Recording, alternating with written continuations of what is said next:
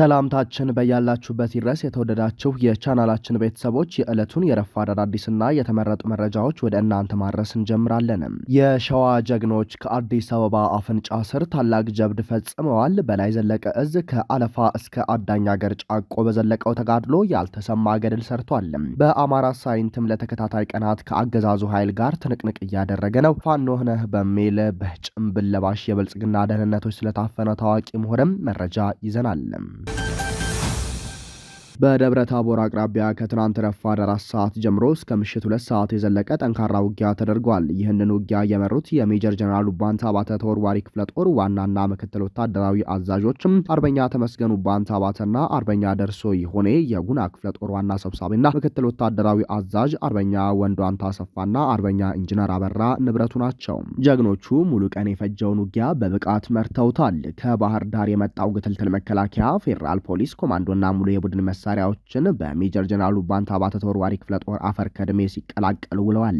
የአገዛዙ ሰራዊት ዘመናዊውን 04 ሹተር ቢጠቀምም 7 ዲሽቃዎችን ቢያስጓራም ዘረ ኡባንታዎቹን ማሸነፍ አልቻለም። የአብይ አህመድ መከላከያ ከተራ አባል እስከ መሪ ተደምስሷል። ሰራዊቱ የኡባንታ አባተ የአሸናፊነት ግብር ተላብሷል። ውጊያ ሲደረግባቸው የዋሉ ቦታዎች አለምሳጋ፣ አጣ፣ ደንጎርስ ጫካ፣ ደንጎርስ ጊዮርጊስ፣ ደንጎርስ ትምህርት ቤት፣ አምቦ ጸበል፣ ኮና ጊዮርጊስ ጫካ፣ ኮሶ ማርያም፣ ተንሸራታች፣ ቆዳይና ሌሎች የደብረ ታቦር ዙሪያ ቦታዎች ናቸው። በዚህ ውጊያ የሜጀር ጀነራል ኡባንታ አባተ አብራክ ክፋይ አርበኛ ተመስገን ኡባንታና የክፍለ ጦር ምክትል ወታደራዊ አዛዥ በውጊያ መሪነት የአንበሳውን ድርሻ ወስደዋል ተብሏል። የአማራ ፋኖ ብሔራዊ ንቅናቄ ደቡብ አማራ ቀጠና ሳምነው እዝ ከሰም ሁለተኛ ኮር የኃይለ ማርያም ማሞ ክፍለ ጦር በፊጦ አላመስኖ በሸኖ ከተማ ዙሪያ በአብይ አህመድ አረመኔያዊ የጥፋት ኃይል ላይ ተኩስ በመክፈት ከፍተኛ ጥቃት አድርሰውበታል። መነሻውን ከሸኖ ከተማ አድርጎ በወራጌ ኪዳነ ምህረትና በፊጦ ስላሴ በኩል የመጣውን የጠላት ኃይል የ50 አለቃ ቦጋለ ሻለቃ ጀግኖች ሙትና ቁስለኛ አድርገውታል። ከሸኖ በኩል 1 ዲሽቃና 2 አይሱዙ የኦሮሚያ ልዩ ኃይል ጭማሪ በማምጣት ዳግም ሙከራ አድርገው የነበረ ቢሆንም በደረሰባቸው ጠንካራ ምላሽ አካባቢውን ጥለው እንዲፈረጠጡ ተደርገዋል። ቦጋለ ሻለቃ ከአባት አርበኛ ጋር የተቀናጀ ተጋድሎ በማድረግና በጠላት ላይ የደፈጣ ጥቃት በማድረስም በኃይለ ማርያም ማሞ ክፍለ ጦር ቁጥጥር ስር ግዛቱን አስከብሯል። በውጊያው ከዚህ በፊት ፋኖ የነበረ ከድቶ ወደ ብልጽግና የገባ አለማየሁ ግርማ የሚባል ባንዳን ጨምሮ የኦሮሚያ ልዩ ኃይል አባላት ሙትና ቁስለኛ ሆነዋል። የመይሳው ካሳ ሁለተኛ ኮር አለፋ ወረዳን በተቆጣጠረበት የውጊያ ግንባር አመርቂ ሁለንተናዊ ድል መመዝገቡ ተረጋግጧል። በሁለተኛ ኮር ሰብሳቢ አርበኛ ማንዴላ አያዩ፣ አርበኛ ባበይ አምባዬ፣ አርበኛ በሊሁን ጌታቸው፣ አርበኛ ጌታቸው አማረ በበላይ እዝ የሁለተኛ ኮር አስተባባሪ ግብረ ኃይልና ሌሎች አመራሮች የተመራው የሻውራ ወታደራዊ ዘመቻ በድል ተቋጭቷል። ይህ አውደ ውጊያ የኮርና የክፍለ ጦር አመራሮች ከብርጌድና የሻለቃ መሪዎች ጋር በመተሳሰር ቋራ ኦሜድላ ክፍለ ጦር፣ ካራማራ ክፍለ ጦር፣ አድዋ ክፍለ ጦር፣ ፊታውራሪ ገበየው ክፍለ ጦር ላቸው ኃይል በማወጣጣት ባለፈው የካቲት 15 7 ሰዓት ተኩል ጀመረው አውደ ውጊያ የአገዛዙን አሸርጋጅ አድማ በታኝ ሚሊሻ ፖሊስና የስርዓቱ አሸርጋጅ ባንዳዎችን በመደምሰስና በመማረክ ከ7 በላይ ከተማ ውስጥ የተሰሩ የቁም ምሽጎችን በመሰባበር ሻውራ ከተማን በቁጥጥር ስር ማዋል ተችሏል።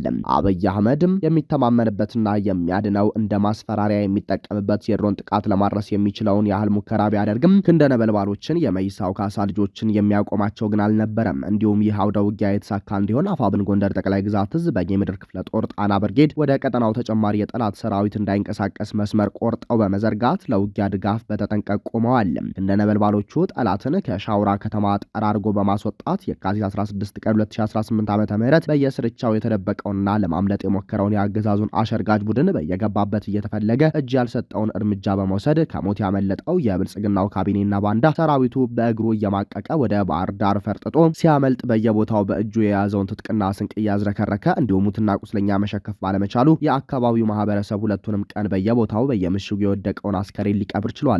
የአገዛዙ ሰራዊት ከ2 ዓመት ተኩል በላይ መሽጎበት የነበረው የቁም ምሽጎችን ከመሰባበር ባሻገር ስቶሮችን በፍጥነት በመቆጣጠር ተተኳሾችን፣ መሳሪያዎችንና መሰል ትጥቆችን ማስገባት ተችሏል።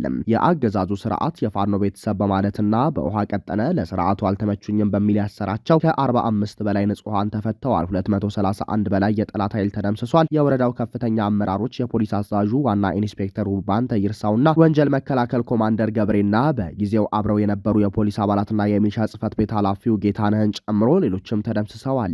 67 ኃይል ቆስሏል፣ 53 ተማርኳል፣ 2 ዲሽቃ፣ 2 ብሬን፣ 259 ክላሽንኮቭ፣ 22 አብራራው፣ 28 10 ጎራሽ፣ 1 ስታር ሽጉጥ በፋኖ ተማርኳል። 31000 የክላሽ፣ 9000 የብሬን፣ 21000 የዲሽቃ ተተኳሽ ገቢ ሆኗል።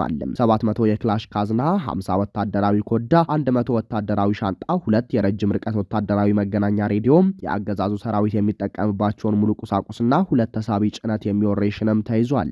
በሌላ ግንባር መይሳው ካሳ ሁለተኛ ኮር ፊት አውራሪ ገበየው ክፍለ ጦር በአዳኝ አገር ጫቆ ወረዳ ነጋዴ ባህር ሌላ ተጨማሪ ድል አስመዝግቧል። ፊት አውራሪ ገበየው ክፍለ ጦር ከታጠቅ ብርጌድና ባይተኩስ ብርጌድ የተውጣጣ ሰራዊት በዚሁ ቀን ተጠግቶ በማደር የአገዛዙን የሚሊሻ አባላትና አድማ በታኝ በመሸገበት ሰርጎ በመግባት አዳኝ አገር ጫቆ ነጋዴ ባህር ልዩ ቦታው አቸራ በር ላይ ረፍርፈውታል። በአውደ ውጊያው 23 ኃይል የተደመሰሰ ሲሆን 12 ቆስሏል፣ 5 ተማርኳል። 17 ክላሽ፣ 1 ብሬን፣ 1000 የክላሽ እና 1200 የብሬን ተተኳሽም ተይዟል። በዚህ ሰዓት በመይሳው ካሳ ሁለተኛ ኮር ስር የምትገኘው ሻሁራ ከተማ ሁሉም አገልግሎት ሰጪ ተቋማት ባንኮችን ጨምሮ መደበኛ ስራቸውን ፍጹም ሰላማዊ በሆነ ሁኔታ የዘወትር ማህበራዊና ኢኮኖሚያዊ እንቅስቃሴዋን እያደረገች ትገኛለች።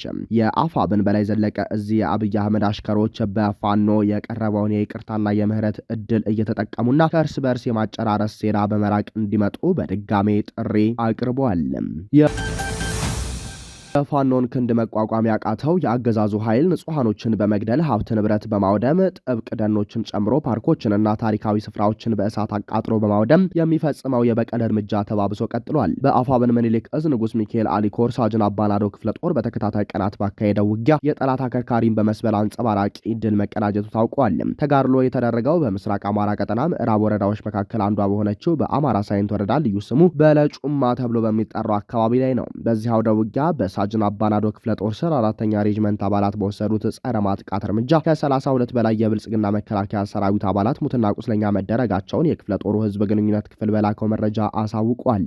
አገዛዙ በውጊያው ከተገደሉበት በተጨማሪ የቆሰሉበትን ከ23 በላይ ወታደሮችን በ5 አምቡላንስ ጭኖ ወደ ለጋምቦ አቀስታ ከተማ ለሕክምና የወሰደ ሲሆን ከቁስለኞቹ መካከል 6ቱ የዲሽቃ ተኳሾችና ረዳቶች ናቸው። በአውደ ውጊያው ክላሽንኮቭ መሳሪያዎችና ሌሎች ወታደራዊ ግብአቶች በፋኖ ተማርከዋል ብሏል። አባናዶ ክፍለ ጦር በህዝብ ግንኙነት ክፍሉ በኩል በላከው መረጃ በዚህ አውደ ውጊያ ከወደ ፋኖ የተሰነዘረበትን ጥቃት መቋቋም አቅቶት ከባድ ኪሳራን የተከናነበው የአገዛዙ ኃይል በአካባቢው ከ25 ጊዜ በላይ የሞርተር ድብደባ በመፈጸም ውድመት አድርሷል።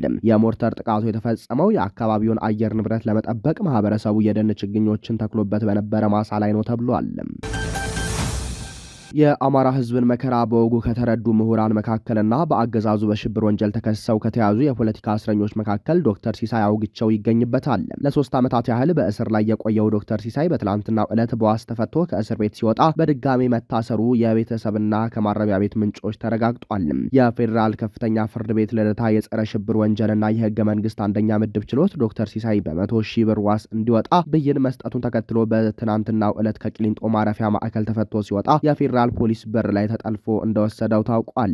እስር ቤት በር ላይ ሲጠባበቁ የነበሩ ወዳጅ ዘመዶቹ በፌዴራል ፖሊስ መዋከባቸውና በርካታ የታጠቀ የመንግስት ኃይል መንገድ ዘግቶ ዶክተር ሲሳይን ከእስር እስኪወጣ እየተጠባበቀ እንደነበረም ተሰምቷል። ቀደም ሲል በተመሳሳይ ወንጀል ተጠርጥረው ፍርድ ቤት በዋስ እንዲወጡ ብይን ከሰጠ በኋላ የፌዴራል ፖሊስ የፍትህ ሚኒስቴር አቃቢያን ህግም እና የብሔራዊ መረጃና ደህንነት አባላት በጋራ ሆነው ቂሊንጦ እስር ቤት በር ላይ በመጠበቅ በርካታ ዜጎችን አስረው መውሰዳቸው ይታወሳል። ጉዳዩን አስመልክቶ መግለጫ የሰጠው ኢህአፓ ዓመታት በግፍ እስር ላይ የነበረው ረዳት ፕሮፌሰር ሲሳይ አውግቸው በዋስ እንዲለቀቅ ሰኞ የካቲት 16 ቀን 2018 ዓ.ም ከተወሰነና በትላንትና ዕለት ከቀኑ 11 ሰዓት ገደማ ሂደቱን ጨርሶ ከወጣ በኋላ ወዲያውኑ በታጠቁና ጭንብል በለበሱ የመንግስት ኃይሎችም መስታወቱ ጥቁር በሆነ መኪና ከቂሊንጦ ማረሚያ ቤት በር ላይ ታፍኖ ወዳልታወቀ ቦታ መወሰዱን ማረጋገጡን ገልጿል።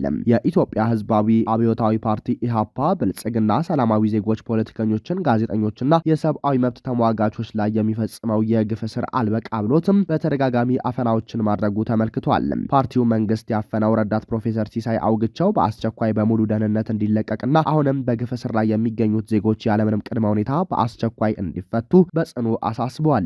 የሰብአዊና ዲሞክራሲያዊ መብቶች ጉዳይ ግድ ይለናል የሚሉ ተቋማትና ዜጎችም ይህንንና መሰል የብልጽግና መንግስት ወንጀሎችንም በብርቱ እንዲያወግዙና ስለ ሰውነት ክብር የሚደረገውን ትግል አጋርነታቸውን እንዲያሳዩ ጥሪ አቅርበዋል። የአማራ ብሔራዊ ንቅናቄ አብን ጠቅላይ ሚኒስትር አብይ ወደ ስልጣን ከመምጣታቸው በፊት ይካሄዱ የነበሩ ህዝባዊ እንቅስቃሴዎችን ተከትሎ በተሰባሰቡ ወጣቶች ነበር ወደ ፓርቲነት ያደገው። ከለውጡ በኋላም በአማራ ክልል በርካታ ደጋፊዎችን ማፍራት የቻለ አገራዊ የፖለቲካ ፓርቲ ለመሆን በቅቷል። በ2013 ምርጫ የተወዳደሩ የተወሰኑ አመራሮች የምክር ቤት መቀመጫ ሲያገኙ፣ ሌሎች ደግሞ መንግስታዊ ሹመት ይዘው በተለያዩ ተቋማት ውስጥ እያገለገሉ ይገኛሉ። የህዝብ ተወካዮቹ በምክር ቤቱ ጠንካራ ሀሳቦችና ትችቶችን ከማንሳት ባለፈ ፓርቲው በሚወክለው ህዝብ ላይ እየደረሱ ነው ያላቸውን በደሎችና የመብት ጥሰቶች በጠንካራ መግለጫ ሲያስታውቅ ቆይቷል። ከቅርብ ጊዜ ወዲህ ግን የፓርቲው እንቅስቃሴና ድምፅ እምብዛም አይሰማም። በአባላቱ መካከልም ክፍፍል ተፈጥሯል። ክፍፍሉ ለምን ተፈጠረ? በክልሉ ስለሚካሄደው የትጥቅ እንቅስቃሴስ ምን ይላል? እና ሌሎችም ጥያቄዎች እንዲመልሱለት ቢቢሲ የፓርቲውን የህዝብ ግንኙነት ኃላፊ አቶ ጋሻው መርሻን ጠይቋል። የአማራ ብሔራዊ ንቅናቄ አብን ከዚህ ቀደም እንደነበረው ጠንካራ ድምፁ አይሰማም።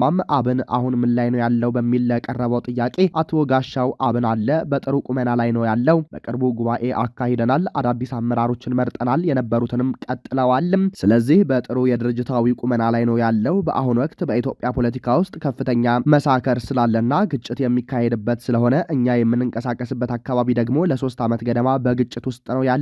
ከዚህ የተነሳ ህዝባዊ ስብሰባዎችን ስናካሄድ ላንታይ እንችላለን፣ ነገር ግን ድርጅታዊ ስራ እየሰራን በጥሩ ቁመና ላይ እንገኛለን የሚል ምላሽ ሰጥቷል። ቢቢሲ በምትወክሉት ክልል ውስጥ በሚካሄደው ግጭት የሰብአዊ መብት ጥሰቶች እየተፈጸሙና ቀውሶች እያጋጠሙ እንደሆነች ሪፖርቶች ይወጣሉ። ሆኖም አብን በዚህ ላይ መግለጫ ሲያወጣ አይታይም። ለምን የሚል ጥያቄም አቅርበዋል።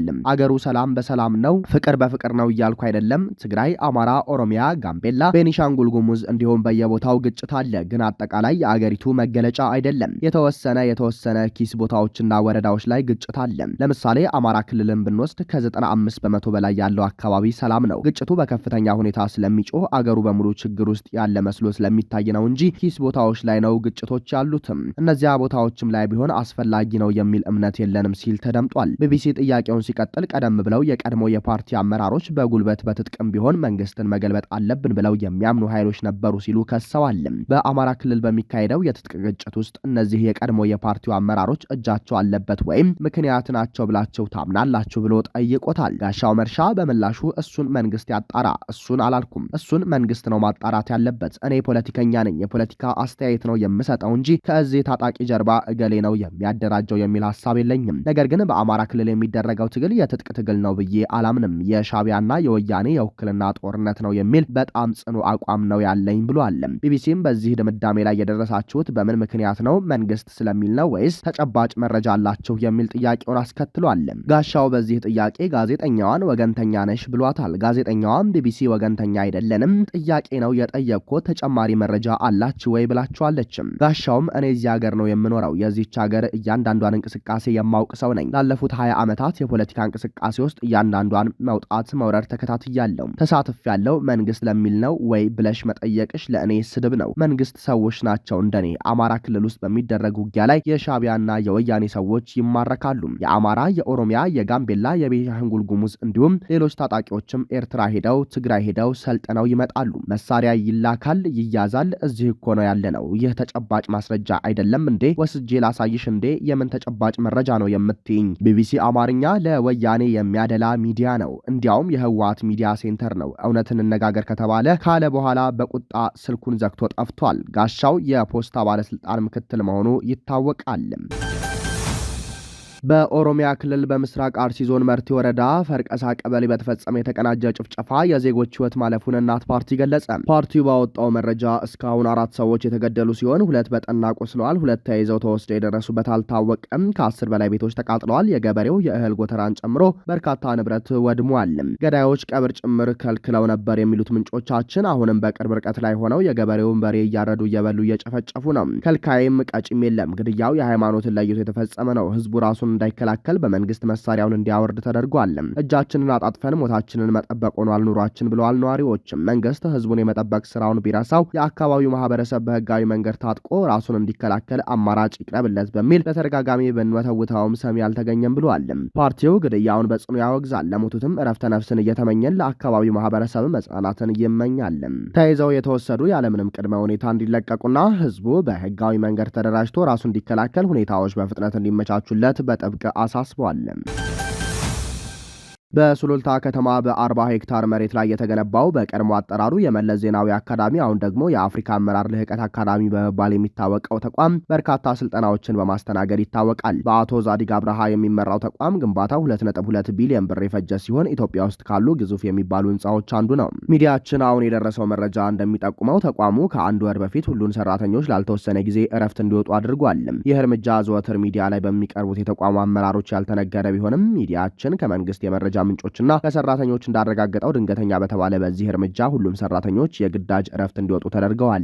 ለምን እረፍት መውጣት እንዳለብን በግልጽ አልተነገረንም ብለው የጠቆሙት ሰራተኞቹ እነሱ በአስቸኳይ እንዲወጡ ከተደረገ በኋላ በርካታ የተባበሩት አረብ ኤሚሬት ዜግነት ያላቸው ሰዎች ግቢ ውስጥ ሰፍረው ካምፕ መሳይ አድርገውታል ብለዋል። አሁን ላይ ወደ ቅጥር ግቢው መግባት የተከለከለ መሆኑን የገለጹት እዚሁ የተቋሙ ሰራተኞች የጥበቃ ሰራተኞች ሳይቀሩ በሌሎች የደህንነትና የጸጥታ አባላት መተካታቸውንም አክለዋል። ሰራተኞቹ ጥሪ ካልተደረገላቸው በስተቀር ወደ ግቢው መመለስ የተከለከለ ነው የሚል ትዕዛዝ ደርሷቸዋል የሚሉት አንድ ስማቸው እንዲገለጽ ያልፈለጉ ሌላ የተቋሙ ሰራተኛ ናቸው። ኢሚሬትስ ከሰሞኑ ጦርነት ወዲህ በተለይ ደግሞ በቅርብ ወራት ከኢትዮጵያ ጋር በተያያዘ በተደጋጋሚ ስሟ እየተነሳ ይገኛል። በሰሞኑ የብዙዎች መነጋገሪያ ሆኖ የሰነበተውና በሬውተርስ የዜና ወኪል ይፋ የተደረገው የተባበሩት አረብ ኤሚሬት ኢትዮጵያ ውስጥ በቤኒሻንጉል ጉሙዝ ክልል የገነባቸው ግዙፍ ወታደራዊ ካምፕ ጉዳይ አሁንም አነጋጋሪ ሆኖ ቀጥሏል። ሬውተርስ በዘገባው በኤሚሬትስ ወጪ የተገነባውና ለሱዳን ፈጣን ኃይል ጦር የስልጠናና የጦር መሳሪያ ድጋፍ ለሚውለው ካምፕ የሱዳንን የእርስ በርስ ጦርነት የሚያራዝምና ለበርካታ ሺህ ንጹሃን ሞት ምክንያት ሊሆን እንደሚችል ይጠቁማል። በኢትዮጵያ በኩል በይፋ እስካሁን በጉዳዩ ዙሪያ የተባለ ነገር ባይኖርም የሬውተርስ ጋዜጠኞች ፈቃድ እንዲሰረዝ ተደርጓል። የአፍሪካ አመራር ልህቀት አካዳሚ አሁን ላይ በኤሚሬትሶች በካምፕነት ተይዞ ምን ላይ እንደዋለ ለማጣራት ሙከራ ያደረገ ሲሆን ሁለቱ ሀገራት ካላቸው ወታደራዊ ትብብር አንጻር ከወታደራዊ ስልጠና ጋር የተያያዘ እንደሆነ አንድ የመንግስት ኃላፊ ጠቁመዋል። ክቡራንና ክቡራት አድማጭ ተመልካቾቻችን ለሰዓቱ የነበረን መረጃ ይህንን ይመስላል። ጤና ይስጥልን።